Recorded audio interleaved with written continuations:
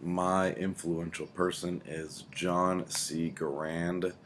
He is the inventor of the M1 Garand rifle. It is a semi-automatic rifle that the U.S. military used during World War II. He was he was a Canadian American. He was born in Quebec in a town I cannot pronounce, and it's too small for anyone to really care too much about it. But when he was about 10 or so, he moved to Connecticut, where he worked in textiles and learned about how to make tools and stuff. And eventually, he loved shooting guns, I guess, so he started deciding to make guns. And in 1917, he offered the U.S. government a automatic rifle that eventually did not work. You know, it was a dead end, and they didn't want to use it. So they made him start working on a semi-automatic rifle for the U.S. government because at that time, semi-automatic rifles were not common. They were not efficient. They were either too heavy or they were too small of a caliber to actually use in war.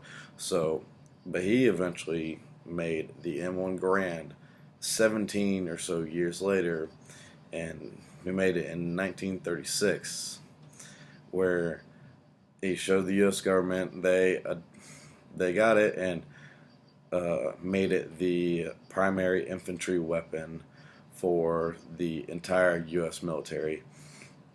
And so they started making them, and World War II happened. And of course, that everyone knows World War II, but it was a Springfield Armory is who was making them, but then the U.S. government decided to give it to Winchester also to make the same rifle, just different people, and they ended up making around 6 million rifles by 1945, which is probably a good half of the whole military having a rifle. And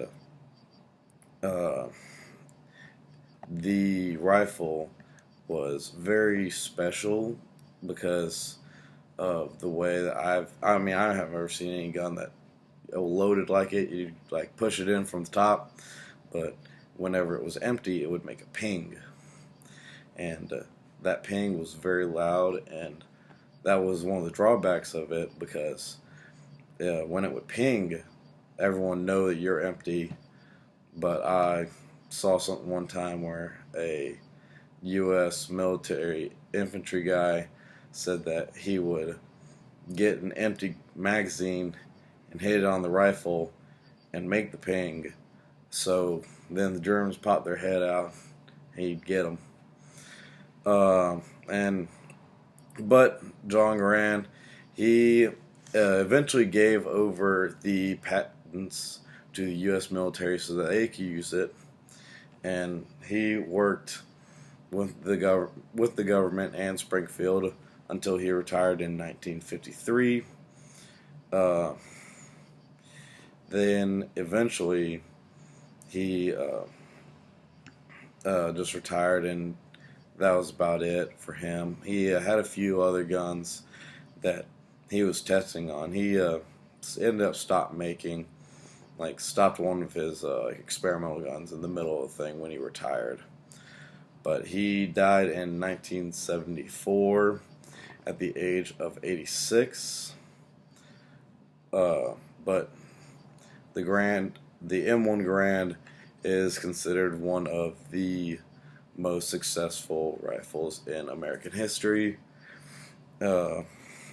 Patent, said it was the best gun ever, and it is sort of still used today because they decided to upgrade it into a larger magazine because it only held 8 rounds.